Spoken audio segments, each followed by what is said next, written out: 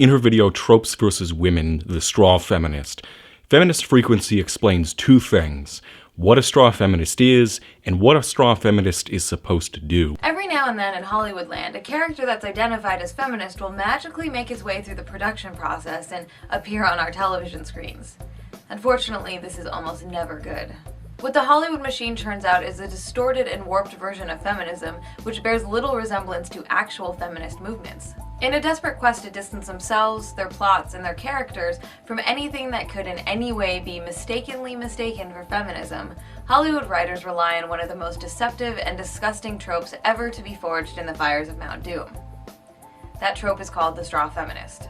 In television and movies, the straw feminist works by deliberately creating an exaggerated character of a feminist, which writers then fill with a bunch of oversimplifications, misrepresentations, and stereotypes to try to make it easy to discredit or delegitimize feminism. The goal is to make feminists and our movements look completely ridiculous, over the top, and unnecessary. The straw feminist character is part of a fictional post-feminist world that only exists in Hollywood. The trope is a tool that's used to promote the fallacy that everyone is already equal. What's exceptionally frustrating is these characters often bring up legitimate feminist concerns about women's rights and women's equality, but those concerns are quickly undermined by the writers making the characters seem over the top, crazy, and extremist. Then she looks at the comic book Y the Last Man. Even the comic book world delves into this trope with Y the Last Man. When all the men on Earth die except for one, there is an extremist, homicidal group called Daughters of the Amazons. The violent vigilante group is founded on the disdain and hatred of men, and anyone who mourns the death of men, even though there aren't any more men. The first thing that I should point out here is that these characters are straw feminists, although they are never explicitly labeled as feminists. That is not my point of contention. Take this line, for example. The Y chromosome is an aberration. You're nothing but a deformed female. A monster, poisoned by your own hormones. Mother Earth eliminated your kind for a reason. These lines seem practically plagiarized from the extreme rhetoric people classify as radical feminism. While it may be in bad taste to create the Daughters of the Amazon for the story, it's worth examining whether or not the second part of what Anita says holds true. Does Y the Last Man carefully construct a world without gender oppression to show that feminism is no longer needed? Consider this quote from Y the Last Man Deluxe Edition. This gendercide instantaneously exterminated 48% of the global population, or approximately 2.9 billion men. 495 of the Fortune 500 CEOs are now dead, as are 99% of the world's landowners. In the United States alone, more than 95% of all commercial pilots, truck drivers, and shipping captains died, as did 92% of all violent felons. Internationally, 99% of all mechanics, electricians, and construction workers are now deceased, though 51% of the planet's agricultural labor force is still alive. Worldwide, 85% of all government representatives are now dead, as are 100% of Catholic priests, Muslim imams, and Orthodox Jewish rabbis. Now, where have I heard these sorts of facts before? The story by no means pretends that men and women have achieved social equality.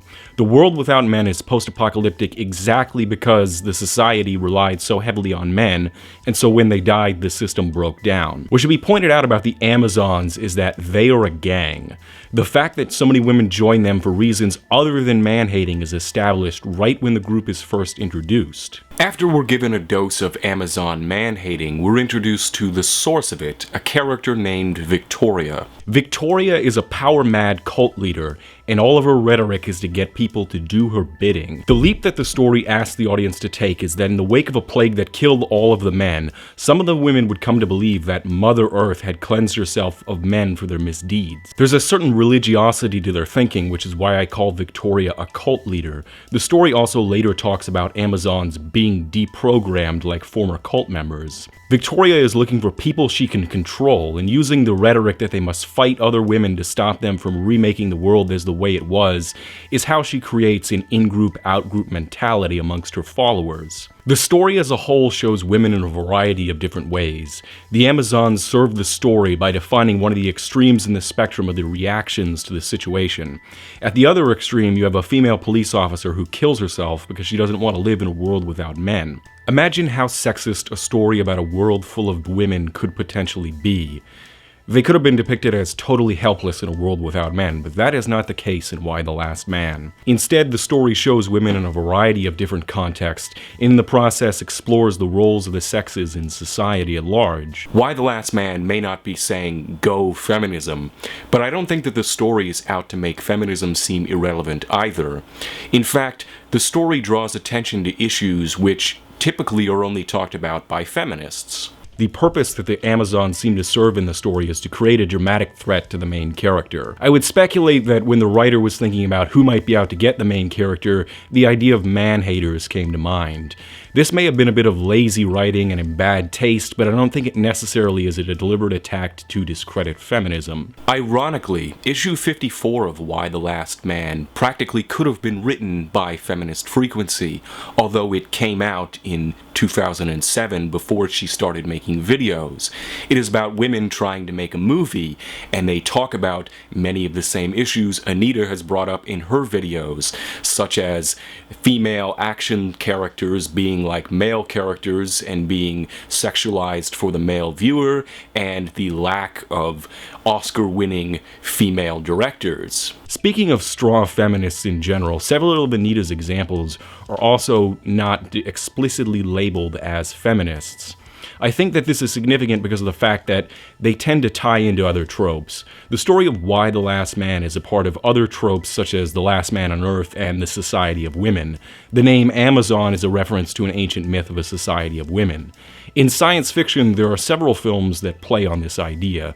Movies like Catwomen of the Moon, Voyage to the Planet of Prehistoric Women, Devil Girl from Mars, and The Queen of Outer Space.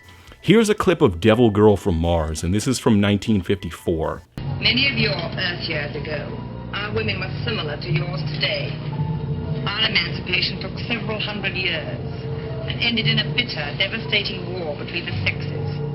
The last war we ever had. After the war of the sexes, women became the rulers of Mars, but now the male has fallen into a decline. The birth rate is dropping tremendously. For despite our advanced science, we have still found no way of creating life. So you've come here for new blood.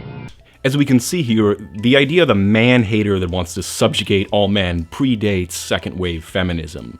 This goes to the idea that the battle of the sexes could only be a zero-sum game in some people's minds. The movie The Queen of Outer Space has my vote for the most sexist dialogue in a single movie. It's also another example of a planet in which all of the men have been wiped out, leaving only women.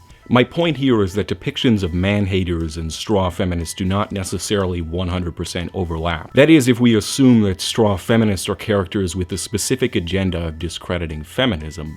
Lastly, I think that the issue of the straw feminist is a bit more subtle than Anita's argument that the far right is out to destroy feminism with the Powerpuff Girls. More groups than just feminists have to struggle with extreme, exaggerated representations and stereotypes. I'm looking at you, you baby-eating atheists. More people than just the far right struggle to see the current relevance of feminism. One alternative view would be that in the wake of feminist gains, there have become fewer obvious causes for the general public to get behind. I think that even Anita would have to admit that women's representation on television and women's right to vote are substantially different issues. The average person can understand voting. On the other hand, few people actually stop to reflect on the social impact of media, and understanding the process is more complicated, abstract, and ambiguous. With most of modern feminism's issues beyond the scope of common knowledge and most people understanding the movement in terms of the past, some people would be honestly confused as exactly what the movement stands for currently.